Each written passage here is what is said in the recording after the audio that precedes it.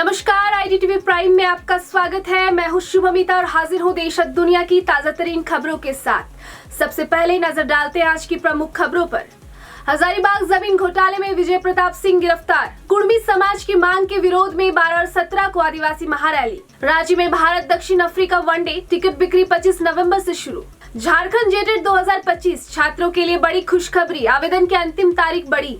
Patna metro आज से यात्रियों के लिए हुई चालू। जयपुर के SMS हॉस्पिटल में आग, 8 मरीजों की मौत। सीरिया में 14 साल के बाद चुनाव, राष्ट्रपति सरा की जीत तय। भोजपुरी स्टार पवन सिंह के घर पर हंगामा, पत्नी ने आत्महत्या की दी धमकी। भारत पाकिस्तान महिला क्रिकेट मैच में नो हैंडशेक नीति बरकरार। शेयर बाजार की तेजी, सेंसेक्स 67 अंक चढ़ा, निफ्टी 50 पार 24,916 पर। अब खबरें विस्तार से।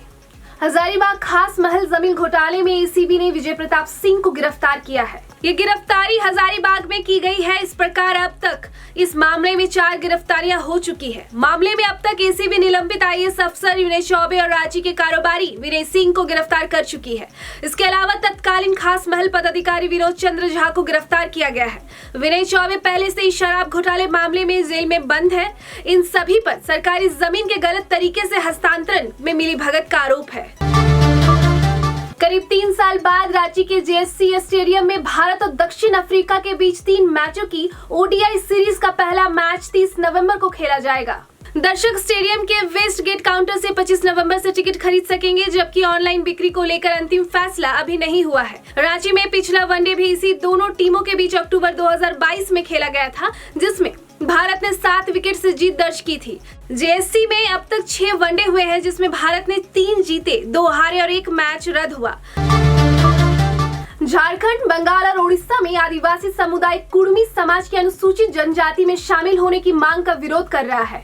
आदिवासी अस्तित्व बचाओ मोर्चा ने 12 अक्टूबर को मोराबादी मैदान में आदिवासी आक्रोश महारैली बुलाने का ऐलान किया है, जिसका नेतृत्व ग्लेडसन डुंगडुंग और अजय तिर्की करेंगे। इसके अलावा 17 अक्टूबर को रांची के प्रभात तारा मैदान में आदिवासी हुंकार महारैली का आयोजन होगा, जिसमें देव कुमार धान, गीताश्री ओराव और प्रेम शाही मुंडा आदि भाग लेंगे। आदिवासी नेताओं ने साफ किया है कि किसी भी कीमत पर कुर्मी को आदिवासी सूची में शामिल नहीं होने दिया जाएगा।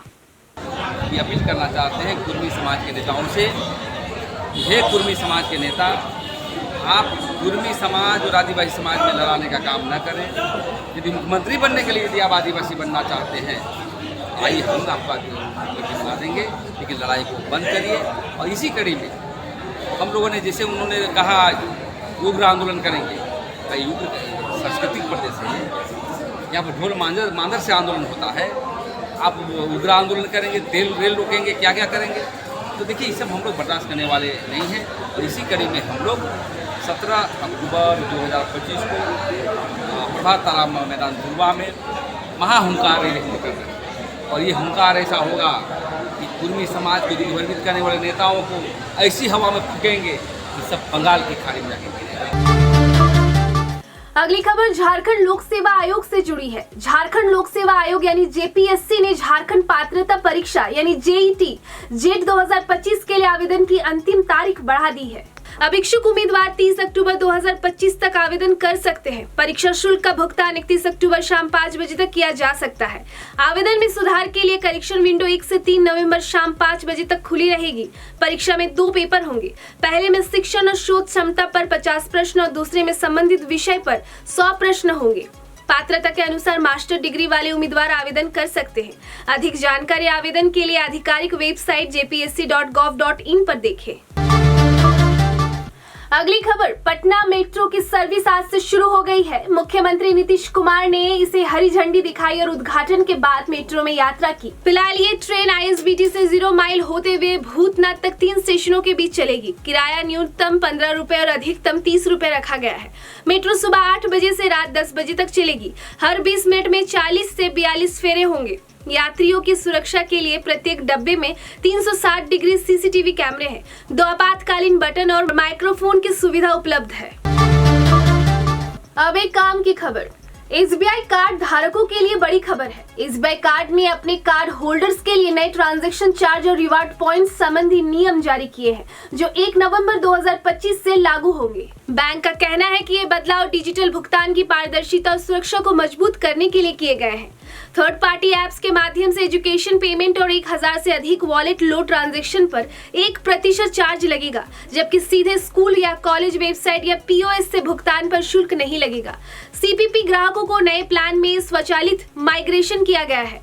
1 अक्टूबर से आजियो और जियो मार्ट पर शॉपिंग पर रिवार्ड पॉइंट्स मिलेंगे। प्राइम उपयोगकर्ताओं को 100 रुपए खर्च पर 20 और सामान्य कार्ड होल्डर्स को 10 पॉइंट्स मिलेगा। अब बढ़ते हैं राष्ट्रीय खबरों की ओर। जयपुर के सवाई मानसिंह यानी एसएमएस हॉस्पिटल के ट्रॉमा सेंटर के आईसीयू में रविवार देर रात आग लग गई। हादसे में 8 मरीजों की मौत हो गई, जिसमें 3 महिलाएं शामिल हैं। आग रात 11:20 ब्यूरो आईसीयू के स्टोर में लगी, जहां पेपर, मेडिकल सामान और ब्लड सैंपलर ट्यूब रखी थी। अस्पताल के नोडल ऑफिसर और सीनियर डॉक्टरों के अनुसार शॉर्ट सर्किट से आग लगने की संभावना है। हादसे के समय आईसीयू में 11 मरीज और पास के आईसीयू में 13 मरीज थे।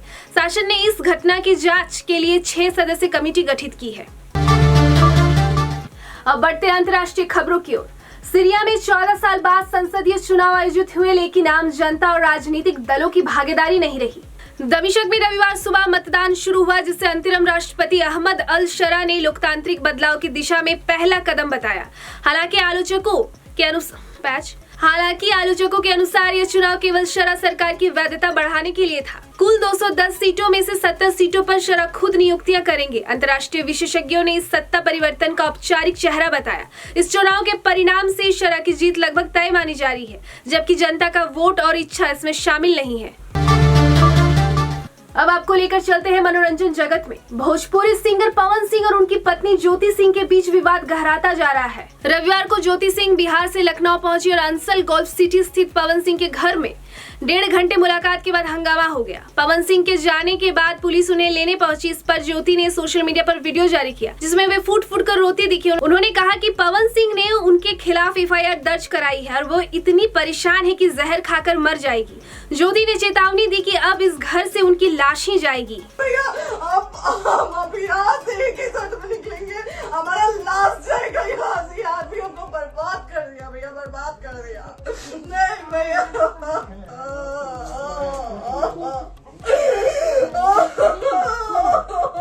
बाप रे बाप।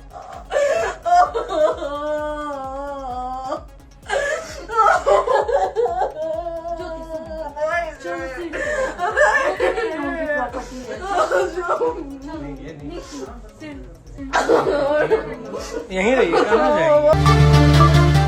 खेल की दुनिया की बात करें तो कोलंबो में महिला वनडे विश्व कप 2025 के मैच में भारतीय महिला टीम ने पाकिस्तान को 88 रन से हराया। कप्तान हरमनप्रीत कौर ने टॉस के दौरान पाकिस्तान की कप्तान फातिमा सना से हाथ नहीं मिलाया और जीत के बाद भी दोनों टीमों ने हैंडशेक नहीं किया। भारत ने 50 ओवर में 247 रन बनाए, जबकि पाकिस्तान 43 ओवर में 159 रन पर ऑल आउट हो गई। क्रांति गौड़ और दीप्ति शर्मा ने 3-3 विकेट लिए। स्नेहा राणा ने 2 विकेट झटके। भारत का अजय अभियान जारी है।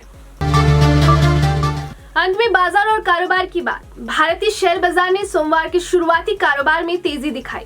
बीएसई सेंसेक्स 81,274.79 अंक पर खुला और 66.62 अंक या 0.08% की बढ़त दर्ज की। निफ्टी 50 24,916.55 अंक पर हरे निशान में ट्रेड कर रहा था। Axis bank, Bajaj finance, HCL tech और TCS के शेयर मजबूत रहे, जबकि टाटा मोटर्स, टाइटन और टाटा स्टील कमजोर रहे। वैश्विक बाजारों में जापान और अमेरिका से मिले सकारात्मक संकेतों से निवेशकों का भरोसा बना। बैंकिंग और मेटल सेक्टर में मजबूती के चलते बाजार में सकारात्मक माहौल देखने को मिला।